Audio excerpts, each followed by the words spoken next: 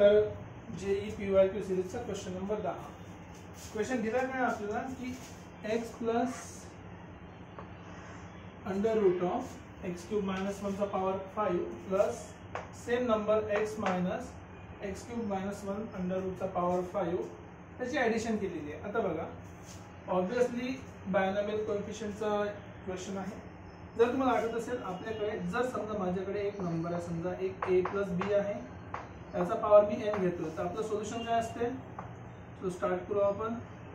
NC0 a चा power n समजा, b चा power 0, next plus NC1 a चा पॉवर n मायनस 1 b चा पॉवर 1 प्लस NC2 a चा पॉवर n मायनस 2 b चा power 2 and so on. ठीक आहे.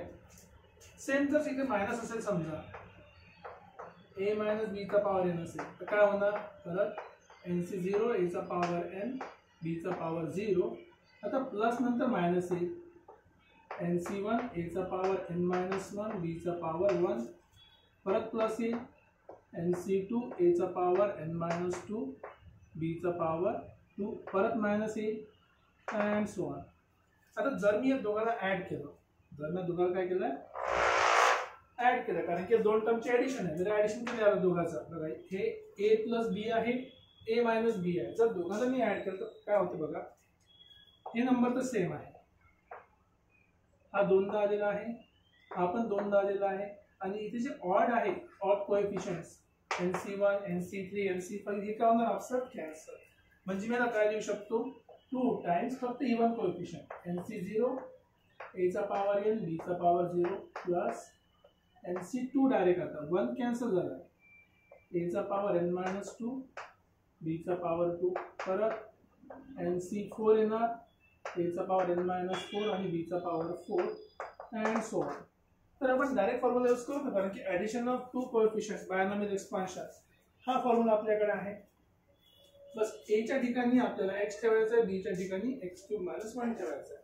सो डायरेक्ट पुट करूया कोएफिशियंट. सो 2 टाइम्स, ठीक आहे, 2 टाइम्स n किती आहे आपला? आपल्या केस मध्ये 5 आहे. ठीक आहे. So first is 5c0 x चा पॉवर 5 पहिले, ठीक आहे, आणि तो रूटचा पॉवर 0 घेतला म्हणजे आन्सर 1 येईल, right. So plus 5c2 next a किती आहे? x चा पॉवर 5 मायनस 2 गेला, आणि हा जो आहे cube root of x minus 1 याचा पॉवर किती झाला? 2, प्लस आणखी वन नंबर काय होणार? 5c4. याच्या पुढे आपण जाऊ शकत नाही, 5c6 होऊ शकत नाही, तर हे लास्ट टर्म असेल आपली x चा पॉवर 5 मायनस 4 आणि x चा क्यूब मायनस 1 याचा पॉवर 4. बस एवढाच टर्म आपल्याकडे, आणखी कुठलीही टर्म नाही. चला लिहिणं सुरू करूया आपण. 2 5c1 असते 1 x चा पॉवर 5 प्लस 5c2 किती होणार?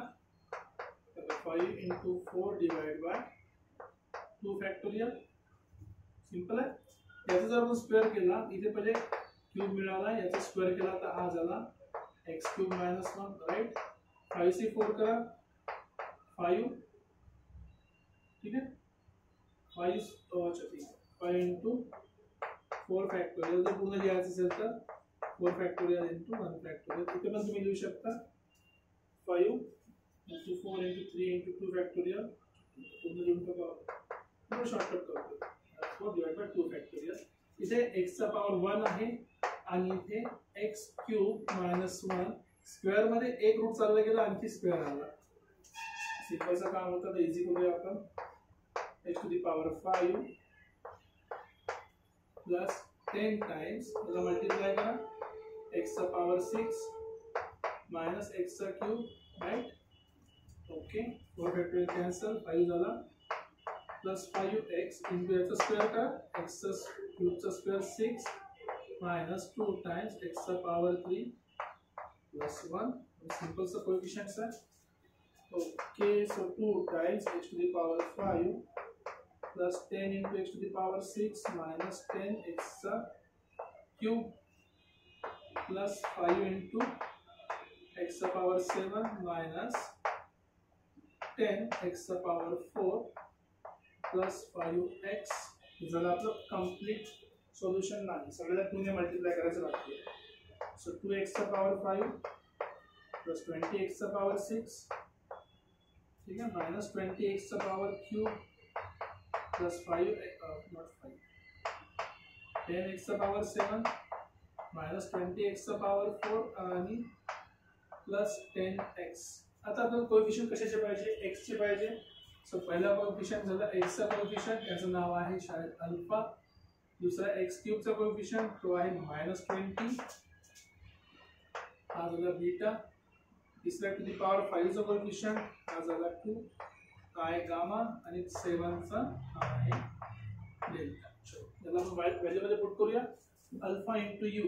So alpha into you basically 10u minus beta किती आहे -20 इंटू v इक्वल्स टू 18. ठीक आहे, पहिलं इक्वेशन मिळालं आपल्याला. दुसरं काय म्हणते गामा इंटू यू. गामा किती आहे 2 इंटू यू आणि डेल्टा किती आहे, डेल्टा आहे 10. So 10v equals to 20. एक काम करतो, इथे 10v आहे, इथे प्लस 20v आहे. मी काय करतो, याला 2 ने डिवाइड करतो. सो हा झाला 5u plus 10v equals to 9.